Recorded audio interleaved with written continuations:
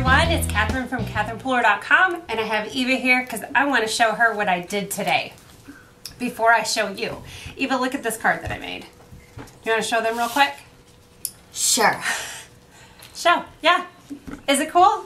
Can you guess how I did that watercolor background? You use different inks? Well, check it. I use this stamp right here. See? The flower. Yeah. The big flower. Wait, what? I know. Here it is on my little Fisker stamp press. Can you figure out how I did that? You stamped it in rainbow colors, you watered it in rainbow colors, then what? Well, I think that Eva is going to have to watch the video along with all of you to see how I did that. How about that? You want to watch the video? Sure. All right, so let's go ahead and watch. So for this technique, you need a stamp, and depending on how big you want your watercolor section to be, you know, get the coordinating size stamp. This is the side we normally stamp with. Well, we're going to turn it upside down and use the back of it. I have some Distress ink colors. I'm going to use my mustard seed first, and I'm going to do the middle. And then I have picked raspberry, and I'm going to do that up toward the top. And then I have Salty Ocean. I'll do this on the bottom.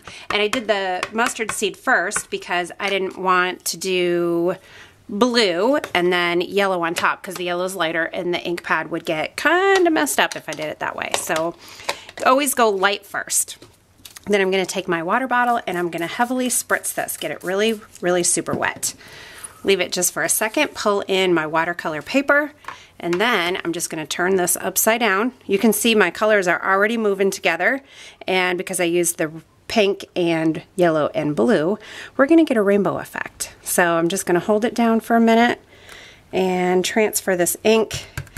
This ink here that's on the Fisker stamp press, I'm not sure is transferring. So if you just hold it for a minute, let gravity work, pull that ink down, maybe kind of move it around some. And we'll pull that off and see what we've got. Now we've got this really cool watercolor background. Now you could just let it sit. You can move it around a bit. You can use your heat tool and heat set it.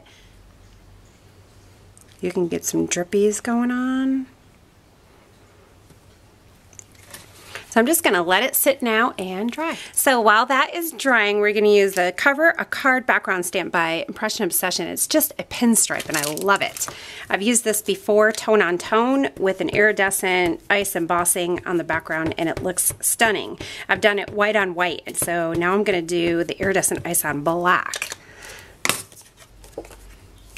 Lay that on top and give it a good rub to transfer that ink. And then I'll take this iridescent ice embossing powder. This is a Stampin' Up! Product, and it is a clear embossing powder with glitter in it, and it's gorgeous. You can see it's not perfect, but that's okay because when this is heated and embossed, it's just going to be a subtle glittery stripe in the background. So if it's not perfect and precise, I'm cool with that. And you can see that turning, and you can see that beautiful glitter embossed background showing up. It looks awesome. I wonder when I'm gonna get tired of this rainbow watercolored awesomeness that I've been obsessed with lately. Now I've mounted this black onto a white card base and then added a turquoise layer behind the white watercolored paper. If you click through to my blog, you will see the measurements and the supply list for this card. Now as I'm adding this die cut, I'm using this Hero Arts one. I've been using this a lot lately. I am thinking that I'm not going to do the thank. If you were over on the Hero Arts blog today, you saw that I did this one and I did the mixed sentiment. So I think I'm going to do the same thing. But before I do that, I was also thinking about this card that I made. This is a Stamp Nation exclusive video tutorial, and I did the same tone on tone with the pinstripe. And then I did some stamping on this watercolor piece, and I really like how that turned out. So I'm going to do that again, and I'm using the gorgeous Grunge stamp set. And I don't usually like to stamp on my piece when the card is already put together, so this is kind of a no-no. But this is just going to be some subtle sparkle behind or on top of this watercolor. So if it doesn't come out perfect, it doesn't matter because it's splattery. So I'll just add some of this, and we're gonna get some good sparkle there.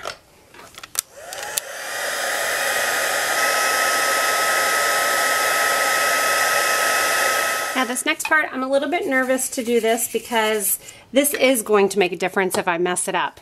I'm gonna stamp the thank right onto this watercolor paper, and if I mess it up, we're gonna have a little problem. Although I'm sure it will be an opportunity for embellishing and doing something fun, because mistakes usually do end up that way. So I'm just gonna stamp the thank in Versamark, and then grab some black embossing powder, and we'll see how this came out. Here's the moment of truth. Oh, it looks like it did pretty good. I got some extra embossing powder right here, so we'll just flick that off with a little paintbrush, and I'll be able to heat emboss that and have a fun mixed sentiment. Now, what would a rainbow watercolor card be without some clear sparkling sequins? So we just added a couple of those sequins, and we have a really fun way to use your stamps in a different way. Now, if you are a Stamp Nation member, be sure to hop over so you can see how I made this card. This is a Stamp Nation exclusive video tutorial, and be sure to check out my watercolor playlist to see more videos like this. Thanks so much for watching. Have a great day. I need to sit. You're far behind me, and you're... Did you get hurt? I know. I think you have glitter on your face. Where? I saw it a minute ago. It's filming. Okay. Here, it's a little bit too high. There we go. All right, ready? Set. There it is. Ready? Set. Go! While we are letting that dry, we're going to use the...